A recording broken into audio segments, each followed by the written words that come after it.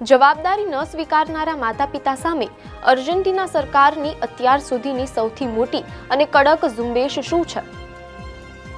શું અર્જેન્ટિનાના 13,000 football fans America પહોંચવા છતાં મેચ જોવાથી વંચિત રહી જશે? ખુદ અર્જેન્ટિનાની સરકારે જ લીધેલા આ ચોંકાવનારા નિર્ણય પાછળનું અસલી સત્ય શું છે? અર્જેન્ટિનાના સુરક્ષા મંત્રીનો એવો કયો સવાલ છે જેણે વિદેશ પહોંચેલા હજારો ફૂટબોલ ફેન્સની ઊંઘ ઉડાવી દીધી?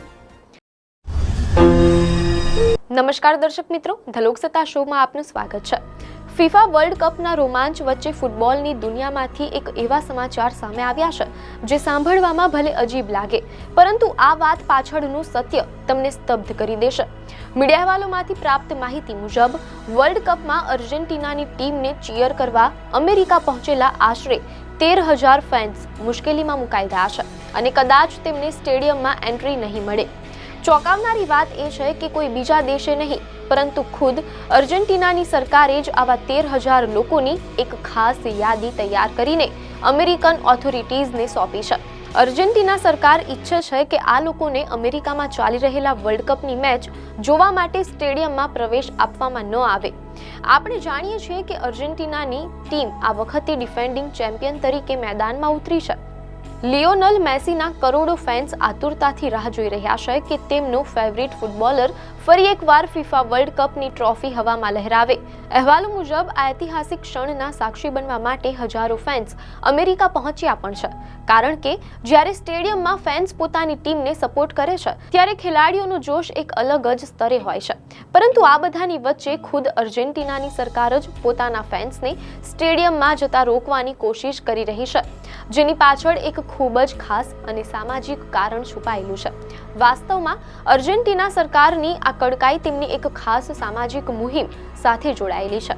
મીડિયા અહેવાલોમાંથી જાણવા મળેલ છે કે અર્જેન્ટિનાએ જે 13,000 લોકોનું લિસ્ટ તૈયાર કર્યું છે તેમાં એવા માતા પિતાના નામ છે જેઓ પોતાના જ બાળકોને આર્થિક રીતે સપોર્ટ નથી કરી રહ્યા, એટલે કે બાળકોના ભરણ પોષણનો ખર્ચ નથી ઉઠાવી રહ્યા.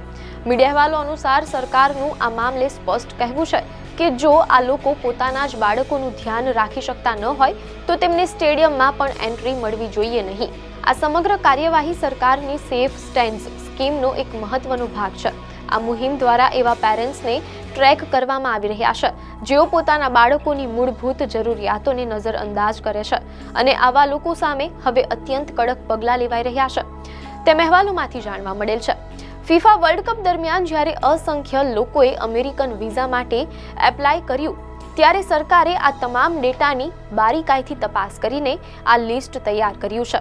મીડિયાના અહેવાલમાંથી જાણવા મળેલ છે કે આ સામાજિક ઝુંબેશ અંગે થોડા અઠવાડિયા પહેલા જ અર્જેન્ટિનાના સુરક્ષા મંત્રી એલેક્સ જેન્દ્રા મોન્ટેલિવાએ સોશિયલ મીડિયા પર એક વિડીયો શેર કર્યો હતો.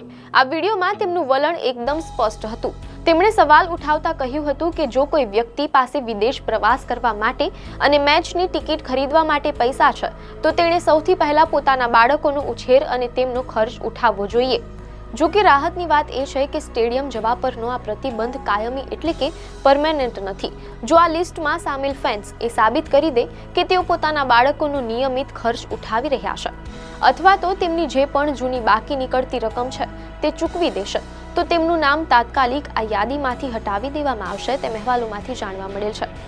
અહેવાલો મુજબ અમેરિકન ઓથોરિટીઝને લિસ્ટ સોંપવાના સરકારના આ નિર્ણયને દેશની જનતા તરફથી પણ ભારે સમર્થન મળી રહ્યું છે.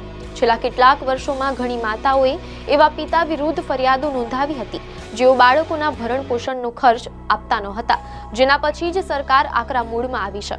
આ તરફ ભલે મેદાનની બહાર આ વિવાદ ચાલી રહ્યો હોય, પણ મેદાનની અંદર અર્જેન્ટિનાના ફેન્સ માટે ટીમ તરફથી ખૂબ જ શાનદાર સમાચાર આવ્યા છે. મીડિયા અહેવાલો અનુસાર વર્લ્ડ કપના ગ્રુપ રાઉન્ડની પહેલી જ મેચમાં અર્જેન્ટિનાની શરૂઆત ધમાકેદાર રહી છે.